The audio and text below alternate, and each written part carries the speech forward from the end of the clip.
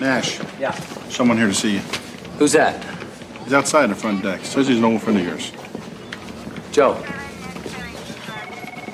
So some breaking Hollywood news, folks, regarding the Joseph Kosinski-directed Miami Vice movie that's coming out in, well, not 2027 anymore, 2028. And better yet, it's called Miami Vice 85, which is obviously giving me a bit of a clue that it's going to be really sort of rooted around the second season of that acclaimed TV show by Anthony Yerkovic and Michael Mann. But without further ado, folks, let's get into this. While I am excited about the film getting a second turnaround at the box office, I still have some skepticisms about the leading actors that they've chosen to be Crockett and Tubbs. Yes, hallelujah, it's the video show. And now, the man the BBC calls Jason King on Kung Fu Hot Dog.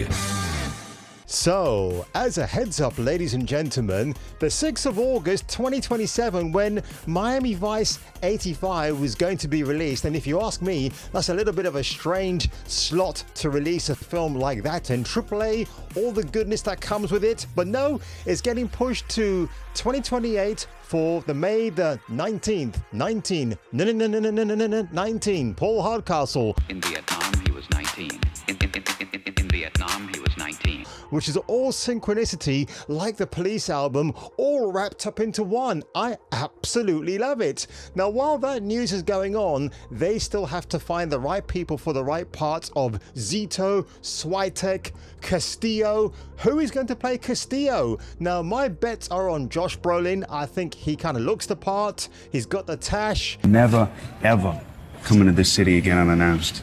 You come in to see a Broadway show, you call ahead first, see if it's okay with me.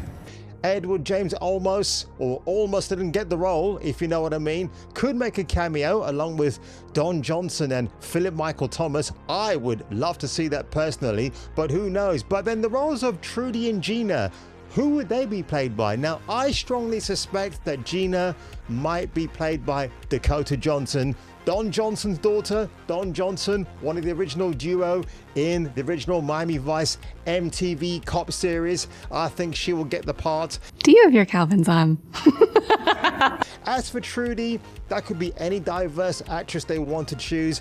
I think they'll probably go for a Latina woman rather than the usual suspects, but we'll have to wait and see. And I don't think anybody will fuss about that too much, because honestly, after the bad, bitter taste that Michael Mann's 2006 version with Colin Farrell and Jamie Foxx left in my mouth, I yearn for some more nostalgia bait from a year gone by that I wish I could go back to, because again, when you think about the needle drops of 1985, and that's what I would expect to see in a massive open world trailer for Miami Vice the movie, ooh, what would I expect to hear? Well, maybe Foreigner, I Want to Know What Love Is, or maybe this.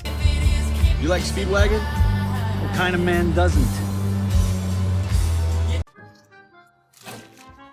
Don't you just love it when your AI camera follows you all over the place? I know I do, well, except when I go to the toilet. The Mummy 4 moved up to 2027. Vice 85 is pushed to 2028. Now, personally, I don't have a problem with that, because you have to negotiate contracts for the other actors and actresses who've got to fill in certain roles, which I will talk about in a short while. Now, Universal Pictures has changed their release dates for the two above movies, which I think is all sundry and nice. And of course, now when you look at who they've cast in the roles of Crockett and Tubby Tubbs, I'm going to get into that later on too. So the studio said that Miami Vice 85 is inspired by the pilot episode and the first season. Well, the first season is technically 1984, so shouldn't it be the second season?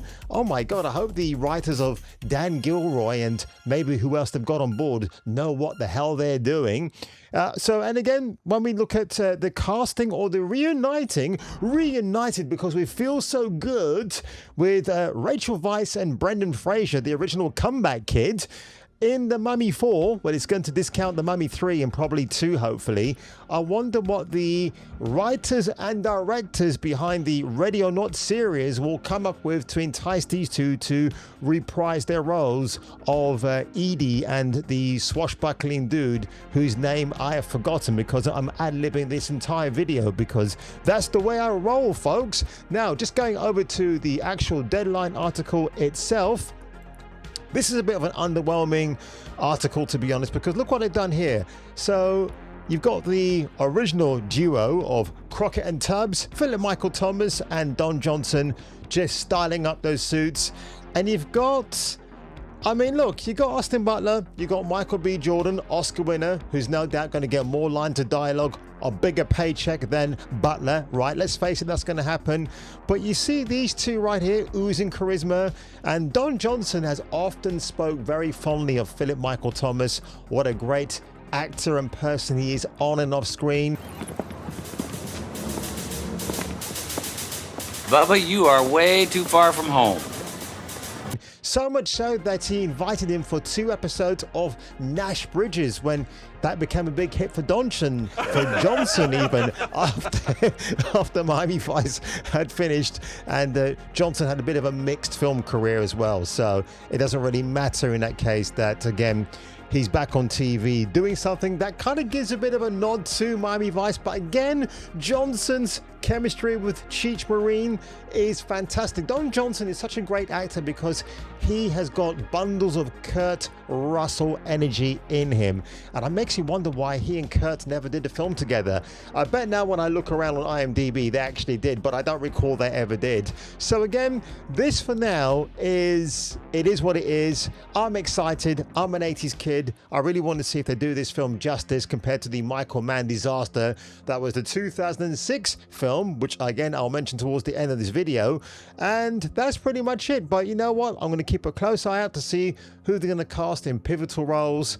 And on that one, folks, it's over to this fool over here. Why, thank you, fool. And there you have it, folks, the latest news roundup from Hollywood on this particular story, which I, of course, am excited about.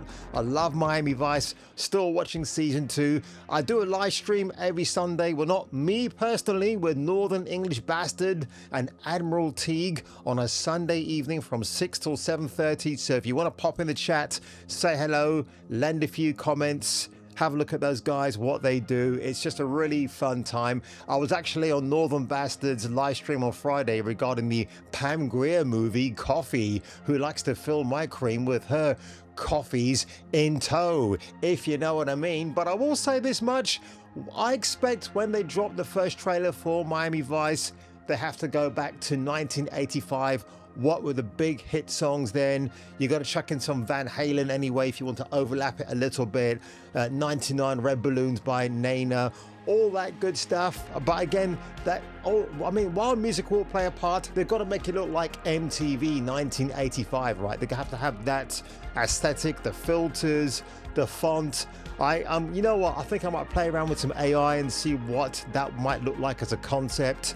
And again, you know, you're going to have the Jan Hammer score or like an update of it, and you're going to see Crockett and Tubbs. Like, it just depends how their dynamic works, because Don Johnson and Philip Michael Thomas really had a bro chemistry that you cannot equal at all. And I think that's what they need to bring to the plate, because obviously with the Colin Farrell Jamie Foxx version from 2006, directed by one of the co-creators of Miami Vice, Michael Mann, just did not jive with me at all. And on that one, ladies and gentlemen, if I were you and if you were me, I'll catch you catching me for the return of the next video.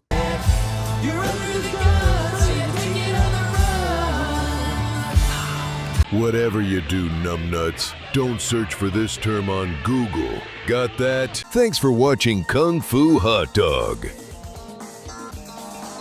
Don't forget to like and subscribe.